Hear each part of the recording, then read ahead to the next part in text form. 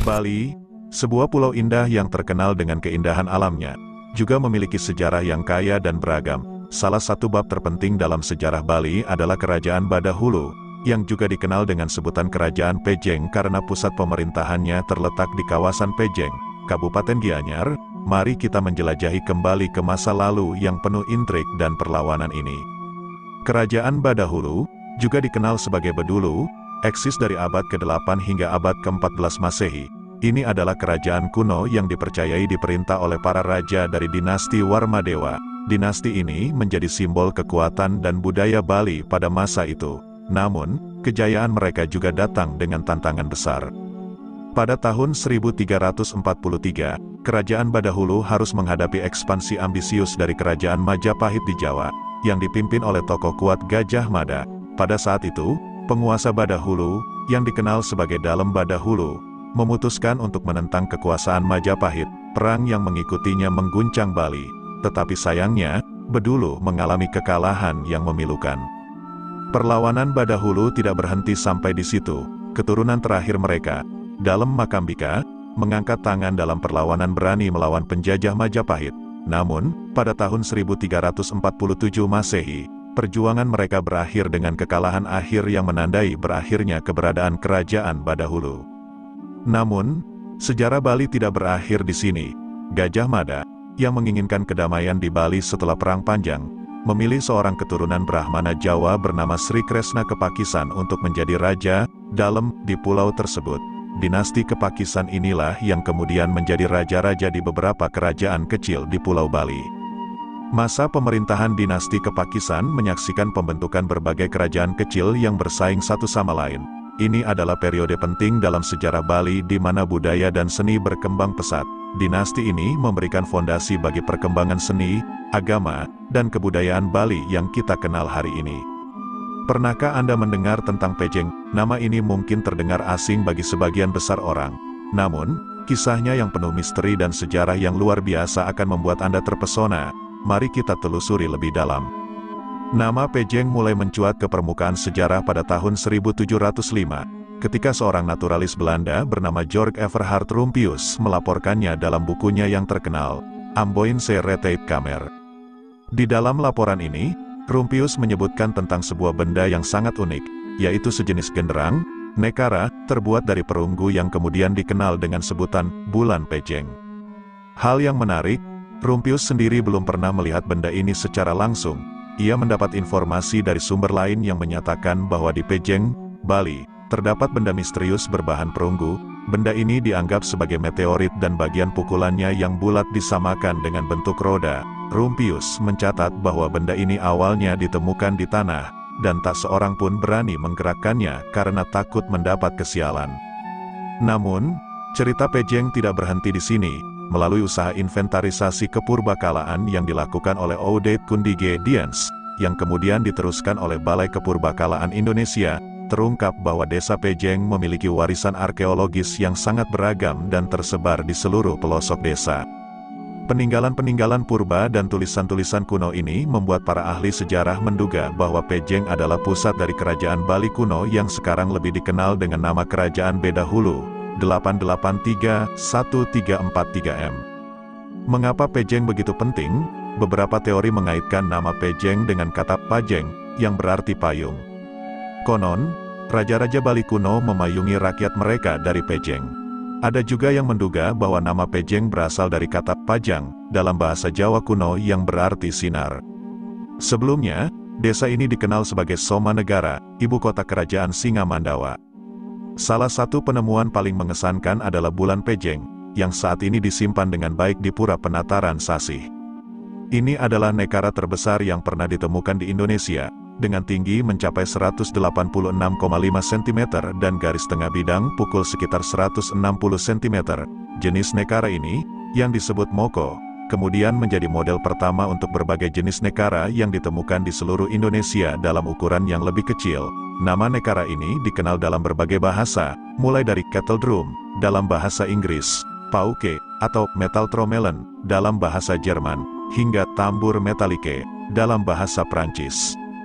Namun, keberadaan bulan Pejeng mengungkap lebih dari sekadar artefak sejarah. Ini mengindikasikan bahwa Pejeng, dalam masa prasejarahnya, telah dihuni oleh masyarakat dengan tingkat kebudayaan yang tinggi, terhubung dengan komunitas internasional, dan ini terjadi jauh sebelum pengaruh agama Hindu mencapai Bali. Dukungan lainnya untuk sejarah Pejeng sebagai pusat pemerintahan kerajaan Bali kuno adalah temuan arca-arca kuno yang ditempatkan dalam lingkungan pura di Pejeng. Arca-arca ini, seperti arca Bhairawa di Pura Kebo Edan, arca Ratu Mecaling di Pura Pusering Jagat, Pura Manik Galak, Pura Manik Corong, dan Pura Penataran Sasih, terus dijaga dan dilindungi oleh masyarakat setempat hingga hari ini. Penelitian lanjutan juga mengungkap banyak fragmen prasasti di Pejeng, yang memberikan wawasan tentang perkembangan agama dan budaya di Bali sejak sebelum abad ke-8 Masehi. Prasasti-prasasti ini memuat berbagai aliran agama, termasuk Sivasiddhanta, Pasupata, Bhairava, Vaisnava, Bodha, Sogata, Brahmana, Ersi, Sora, Surya, dan Ganapatya.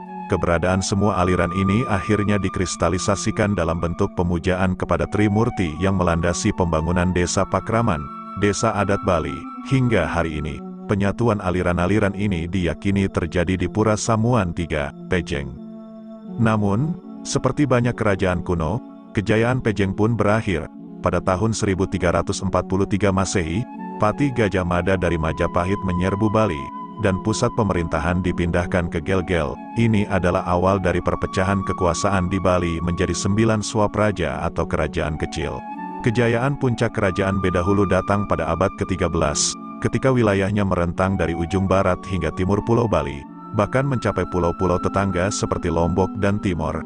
Di bawah pemerintahan yang bijaksana, kerajaan Bedahulu mendorong dan memelihara budaya Hindu-Buddha dengan penuh semangat, menciptakan keberlimpahan seni dan sastra.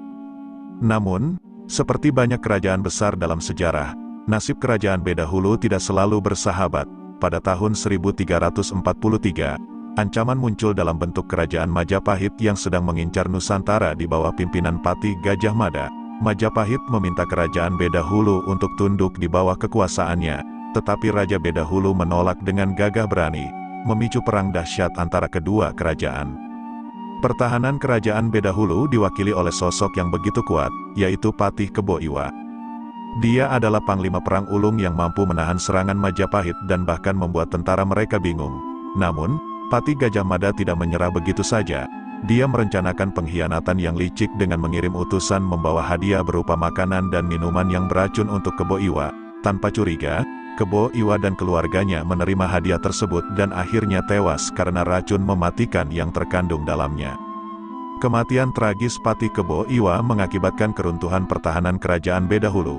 Gajah Mada segera melancarkan serangan besar-besaran, yang pada akhirnya menghancurkan kerajaan Bedahulu pada tahun 1347.